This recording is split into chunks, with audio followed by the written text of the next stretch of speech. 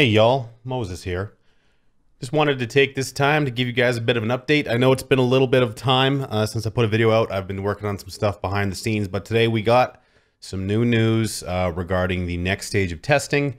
We got a preview from a new weapon, for a new weapon, and we got a bit of news regarding the Xbox release as well. So I thought I would just put together some thoughts and say hi to you guys since it's been a little while. So first things first, the test servers have gone offline.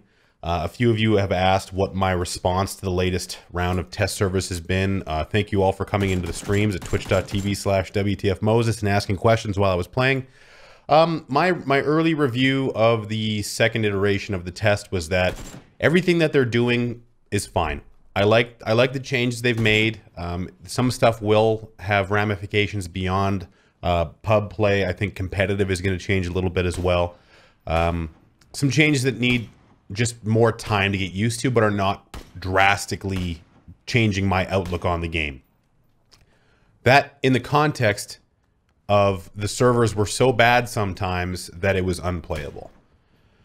Now, I don't know what the cause is. I think there's a mix of things. I think it's the anti-cheat system they've put in place that is reconciling the player position where the server thinks they should be, and then physically adjusting the player. That's why that rubber banding is occurring. This is just my guessing. I don't know if this is actually the case, but in order to combat speed hacking, the server is essentially justifying the player position with how they should be moving through the map. And that in relation with tick rate and ping and packets and all the network stuff, I think is causing this rubber banding. And that makes for a very, very poor playing experience. There were some games that ran just fine and others that ran very poorly. So I don't really know what the threshold is that makes one game not bad and the other game really bad. Landing in dense areas was a complete write-off in almost every game. I stayed completely away from the military base, all areas of major cities, and a lot of times the early game was a complete disaster. So I don't know what's happening with that. So that leads me into the second thing, which is the desert map is coming in the next round of testing. They haven't said when, but we also saw the announcement that the desert map is going to be previewed. The gameplay is going to be previewed on the 7th, which is this coming week. That's on Thursday. So I would imagine that around the gameplay sneak peek preview, we'll probably get news that the test servers will be available the following week, probably the same week that Xbox game preview goes live. So I don't really know how the schedulers are going to line up, but essentially the desert map is coming in the next round of testing. So that's A, very exciting, and B, makes me cautiously optimistic that perhaps all of this server optimization netcode stuff might be based in the map itself. Now, again, complete conjecture, but I think that the unoptimized state of the map and the server are connected in some way. I believe that the way the map is rendered, all the different optimization issues are potentially leading to these problems with the rubber banding and whatnot. I hope that's the case. I hope that's the case.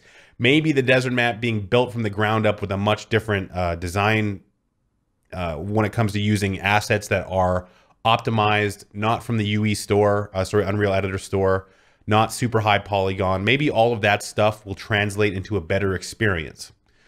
So with the desert map, we're going to be seeing a new weapon as well. Now, this is clearly a sawed-off shotgun, double barrel. So the only real question is that they do not indicate what kind of weapon this is. This could be a pistol, like a two-shot pistol with a long reload, or it could be an actual secondary weapon slot. I don't know. Just a couple of things here that I think are kind of cool in this render. You see on the shells, it says PU Green here, so player unknown, Brendan Green. I think that's kind of a nice little touch. You can see the Battle Royale, player unknown. The symbol you see on the plane is on the side here. Just a nice render. A little bit of electrical tape. I think that this would make sense as a pistol. I think that would be like, we haven't seen a new pistol in a while since the Glock, but we also haven't seen a new shotgun ever. So maybe this will be a shotgun. it is a shotgun, so it could go either way. I would imagine it'll probably be a secondary weapon with a quicker reload. I don't know. Anyone's guess. Either way, sawed-off shotgun.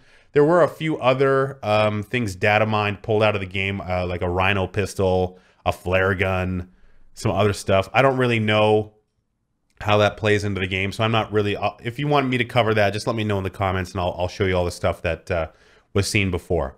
So moving on to the next thing, which is Xbox. So Xbox game preview is going to launch on the 12th. So just looking at the timelines, the desert map is previewed on the 7th, and then you have game preview happening over here on the 12th.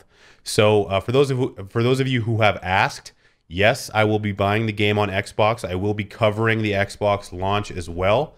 I'm a content creator for PUBG, so I guess I should explore all avenues, including the console. I've got it all set up on the desk here, ready to go. So if I'm not going to be completely switching over to Xbox because I don't hate myself, but I will be playing it on Xbox just to see how it actually runs. So PlayerUnknown said this morning, well, Korea time, 4:53 a.m. my time, while I previously stated PUBG would run at a higher FPS at the Xbox game preview launch on the 12th of December, I want to clarify that PUBG will run at 30 FPS across all Xbox One devices. We're constantly refining the game and exploring options to increase FPS, but this early in development, we're unable to confirm more. So the Xbox game preview is going to be running at 30 FPS. So all the stuff I said before about optimization maybe being better in the desert map was very drastically undercut by this statement later. 30 FPS, 2017 new game launch. This really speaks to the amount of resources, and I think it might just be inherent to the Battle Royale game mode, where they're trying to maintain this consistency of gameplay between PC and Xbox. It takes a massive amount of resources to be able to run this game. I have a very, very top-end computer, 8700K, 1080 Ti, and I still drop below 80 or 70 or 80 frames, which for some of you is like the maximum you get, so it's not a humble brag. But still, I mean, if you compare this to any other title that would have come out, Call of Duty World War II, Battlefield 1, where a computer like that gets 200 plus frames. This is it's tough. I mean, it's like LOL Xbox, I get it, but this whole, you have to wonder, what is the end game? What is the end game of this? And if you look to competitive, where there's 65 or 60 people left in the late game, or in the beginning of the late game, it's a complete slideshow. So the concept of Battle Royale actually being functional as it is there an upper limit to being able to optimize? What does optimization look like to make it so that you're playing at, AAA level optimized frame rates? Because we haven't seen another game do it. I mean, Fortnite is close, but it runs nowhere near the graphical fidelity that PUBG does, which is, I mean, the different textures and the detail. It's more of a cartoon, which is a lot easier to render, I believe, than a game like PUBG. So then we look to games like, well, I can't wait for a AAA game company to come in here like DICE or whoever to make a game like this. Could they do it? Is this a limitation of 100 players running around a giant map that has to be rendering at all times?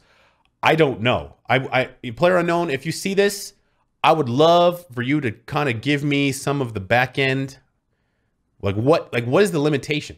I would like to know if it's just a pure services thing. Is it the actual map?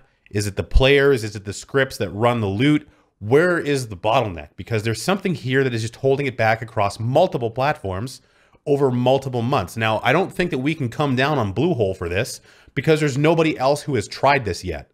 There's nobody else who's actually sat down and tried to make this game in this scale with this level of detail. No one has done it. So we can come down on Bluehole all day long for making a poorly optimized game, but for every time they are getting more optimized. Like the update was better for optimization. But I would like to know, if Xbox and PC are so similar in the way that you develop for them, why is Xbox being limited to 30 FPS? I wonder if it's a CPU limitation or a hardware limitation. But if that is the case, that means they have to optimize it much more severely for Xbox than PC. So that was a bit of a ramble. I'm not sure if you guys got anything from that. If there's some questions in there that maybe you'd like to contribute to in the comments, you can leave a comment down below. So just to recap, new map is coming in the next test phase. There's a new weapon coming along with it in the sawed-off double-barrel shotgun. Xbox game preview is going to run at 30 FPS. And yeah, we're getting closer and closer to that December 12th date. As an aside, I'm wondering if the 1.0 launch is going to stay on track for before Christmas. Because the one business side of this thing is they would probably like to leave early access and increase their game price before Christmas comes.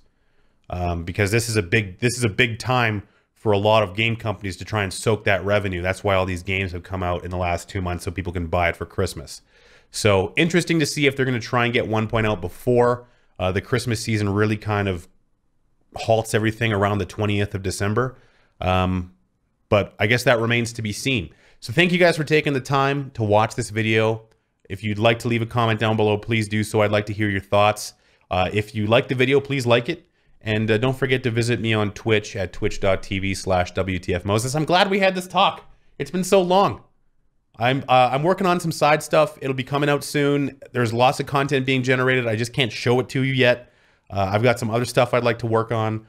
Lots of stuff coming, I promise, even though the channel is devoid of all activity right now. There will be more things, I promise. So yeah, twitter.com/wtfmoses. I'll see you guys next time.